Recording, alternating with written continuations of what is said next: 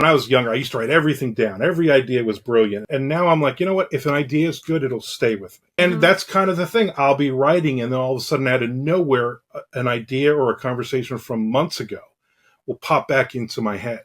Welcome to the True Fiction Project, a podcast series that explores the origins of fiction. Every week, we begin with an interview, nonfiction, followed by a creative piece, fiction, inspired by something from the interview. The idea is to demonstrate, of course, that fiction is born out of our life experiences. Now, here's your host, storyteller, author, public speaker, health and wellness expert, Renita Hora. Welcome to the True Fiction Project. I am your host, Renita Hora, and I have with me today Armand Rosamilia. He is a New Jersey boy currently living in sunny Florida. Lucky him. Oh my gosh, in California, all we have is June gloom.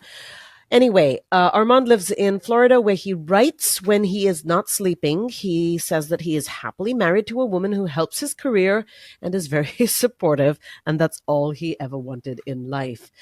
Armand is a prolific writer. He's written over 200 stories that are currently available in a variety of genres, including crime thrillers, supernatural thrillers, horror, zombies, contemporary fiction, nonfiction.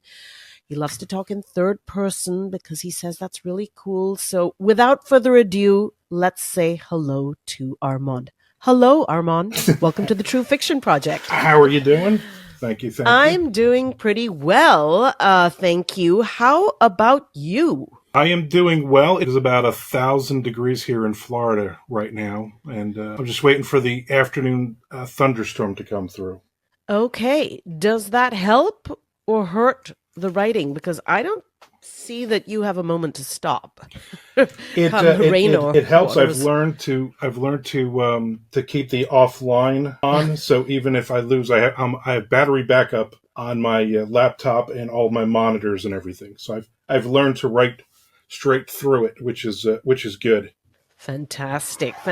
So, I mean, I did say that you write in a variety of genres, which sort of is clear from what I've read in your bio, but do you veer towards crime, thriller, horror? The last couple of years, it's mostly been crime thriller stuff, but I still have contracts for a bunch of different horror novellas and novels. So as I'm finishing those up, I can check those off my board and try not to add any more.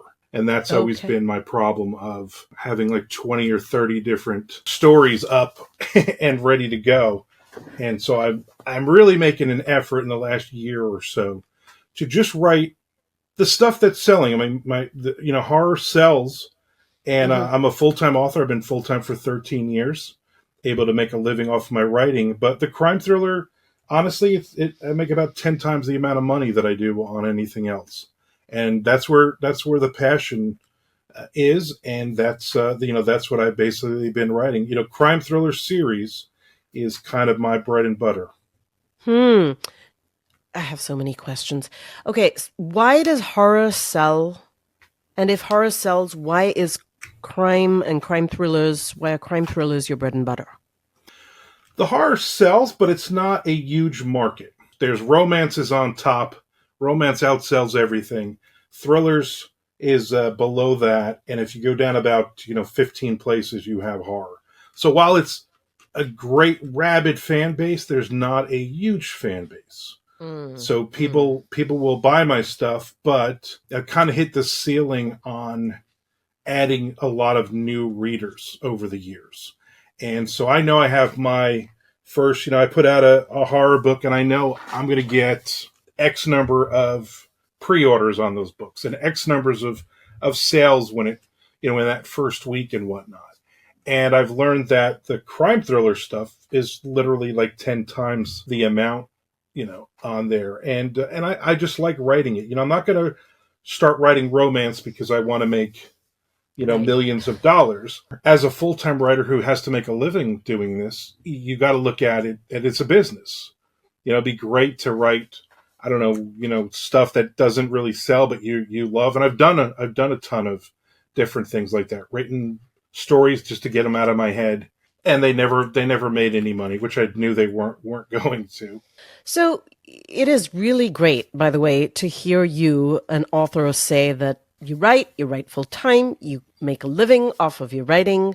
I have to ask you about that because I don't hear that from everyone. And, I'm always constantly exploring myself as an author myself. So how did you discover that you could make a full-time living being a writer and you publish under your own imprint? Is that right? Yeah, so I'm a hybrid. So a lot of the stuff, Rimfire Books is me. And then I also work with a lot of different small presses and bigger presses. And so a lot of the times I use the small presses to whereas, they take a bigger cut, but then they also take care of the covers and the formatting and the editing, and they pay for all that stuff.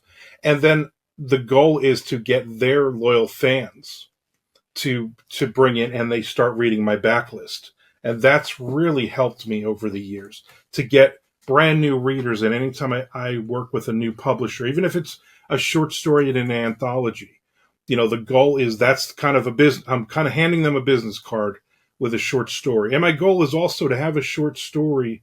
All my short stories tie into some of my series. So, hey, if you really like this crime thriller story, well, guess what? This character is from the First Coast Thriller series, or this is from the Dirty Deeds series. And that always also brings people in that they start buying. Maybe I've made $50 on a short story from a publisher, but realistically now I can make $100 off of that reader if they like it enough because they're reading all of the various series from me. So where are the short stories being published? In anthologies? Different anthologies. I have probably 5 or 6 every year that will come out. I got a couple that should be coming out at some point this year. I have, I think, 5 or 6 right now that are with publishers. I'm waiting for a yes or a no on. So I'm always writing. So tell us about the First Coast Thriller series, because Shakedown is part 1, and I know that you're going to read from this soon. What is your real life inspiration for this or for what you're going to read us? I like to have characters that aren't superheroes. I like to have characters that aren't ex-military and they know how to strip a gun in 8 seconds and blah, blah, blah. But I like characters with weaknesses. I like people with faults. Mm-hmm. And we were actually at my wife we love to go to Biloxi to gamble. And my wife she plays the slots and she plays like all night. And she brings like $100 with her or something. It's just basically it's the fun of sitting there all night, and she listens to an audiobook. And then meantime, I'm in the comped room, and I go to the comp buffet, and we eat for free. We stay there for free, and I'm in the room writing usually most of the night. Yeah. And it just was like, a character with a gambling problem, and that was the start of it. What if I wrote a character with a gambling problem? And I decided, what would be a good occupation to screw you up? And I was like, what if he was a cop? And it just kind of went from there. And then a buddy of mine, he had just become a cop. He had been a repo man for years. So I picked his brain. I said, what if this cop who got kicked off the force for gambling, and now his wife's divorcing him, his daughter hates him because you've ruined their great life, and he becomes a repo man. But the other guys have been in the repo company have been doing it for a long time. So there's butting heads there a little bit. And so that was basically the idea for the character and that world and everything. And is that how it goes, Armand? You put yourself in a real life scenario and then you put together a lot of what if questions and say, what if, and the story evolves out of that. It starts with a what if for me. And it starts with, I always let people go, where do you get your ideas? Which I think is an awful question. But where do you get your ideas? And I said, I go to Walmart. Go walk around Walmart and look at people and listen to their crazy conversations. Because, a lot of the times there's the characters, right there. And for me, it's listening in on every conversation. My wife loves to people watch. We'll go somewhere and we just sit. We'll just sit we'll go to the beach and we just sit on a bench and we just listen to people. And she's like, tell me about this person. And I just make up a story about the person, just sitting there. And I used to write it when I was younger. I used to write everything down. Every idea was brilliant, and I had pads and everything. And now I'm like, you know what? If an idea is good, it'll stay with me. It'll stay. You Good know, for you. it'll be in there somewhere. And Mhm. that's kind of the thing. I'll be writing, and then all of a sudden, out of nowhere, an idea or a conversation from months ago will pop back into my head. And then I add it to the book. And my wife is my first reader. She goes through with a red pen anything I write. She beats the crap out of it. And she laughs sometimes, and I'm like, what? She's like, I know this I remember this conversation we had when we went to whatever restaurant or whatever.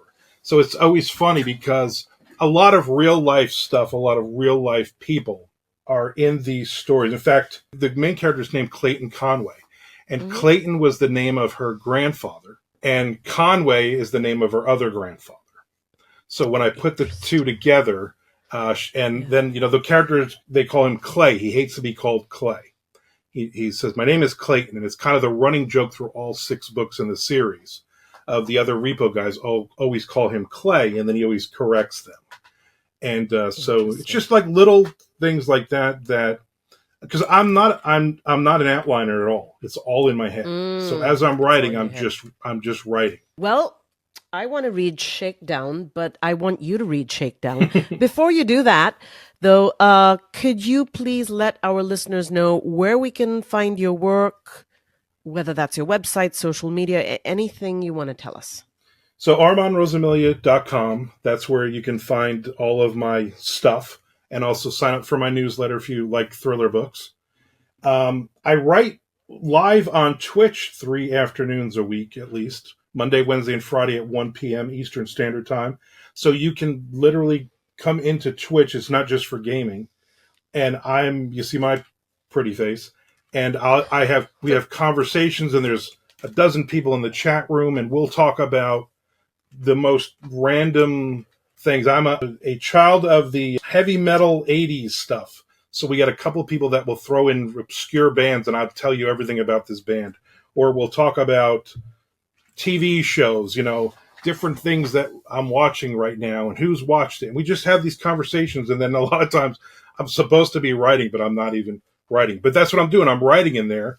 And the small little part of the screen is what I'm actually writing. So I'm writing chapters of books. I'm writing pages of short stories. I'm writing, different things. And it's fun. And it's great for me because there's days when I don't want to write. I don't want to get out of bed. And that's like, well, I got to get up because at 1 o'clock I have to sit down and I have to write something. And obviously most everything I have out is you're going to find me on Amazon. So that's probably the best place if you want to see all of my work is going to be on Amazon. All right. Well, Armand, I cannot wait to hear what you're going to read from Shakedown. And now to the premise of the True Fiction Project, which, of course, is to create fiction out of nonfiction. So, Shakedown, First Coast Thriller Series, Book 1, Chapter 1. Walt knew he was in trouble as soon as the door slammed open. He put his hand up to ward off the deadly rays of the sunlight behind the figure in his doorway. Get up, the unmistakable voice of his boss. As soon as he stepped inside, Walt saw he wasn't alone. It was Tommy, who he'd closed the bar with last night. Good old dependable Tommy, who Walt had known since they were kids. Walt sat up on the couch and looked for his pants on the floor, but couldn't find them. He must have passed out on the couch instead of crawling to his bed last night. It was all a blur. Can we, shut the door and put on a light? It's too bright and it's really hot. After a second of failing to find where he tossed his clothes last night, he gave up. He reached for his smokes, but his boss shook his head. They still hadn't closed the door. Walt closed his eyes and yawned. He was trying to act casual, as if nothing was wrong. Hell, he didn't even know what was wrong. It hit him a second before he saw the boss give a nod to Tommy, who frowned but put his hand on his waistband, an inch from his weapon. 6 of the cigarette boats were repossessed last night, the boss said quietly.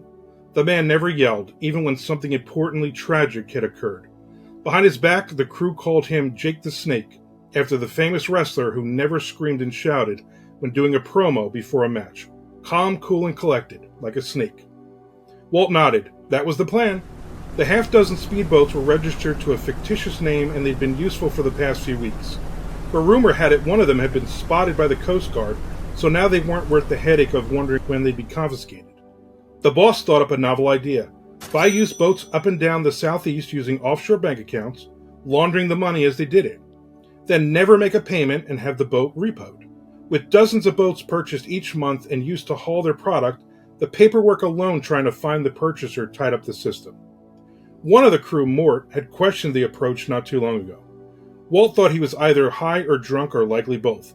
Why not buy the boats outright and launder more money? Then we torch the boats offshore and move on. No fingerprints, no problems, no way for them to be traced. Mort was gone the next day. No one questioned the boss about the boats. I entrusted you to wipe down the boats and make sure there was nothing left, the boss said. Walt nodded his head. I did it, just like you said. Now he was really uncomfortable. Had he finished the job before he'd gone out with Tommy last night? It was a bit of a blur. He remembered a hooker or maybe someone's sister stopping by. Was that last night? Walt shook his head. He started to stand, but the boss put a hand out to keep him on the couch. Do you know what happens when you mess up? It makes all of us look bad, especially me. Do you know why? The boss smiled, but it wasn't pleasant. Because you put everyone in jeopardy, Walt asked. He thought he should know the answer to the question, but his head was jumbled with so many thoughts. The boss stared at Walt for an uncomfortable minute until Walt looked down at his feet. I did what you asked. I wiped down all the boats and left them where you told me to leave them. Walt knew he'd forgotten something. Then hand it over, the boss said. Walt looked confused. What?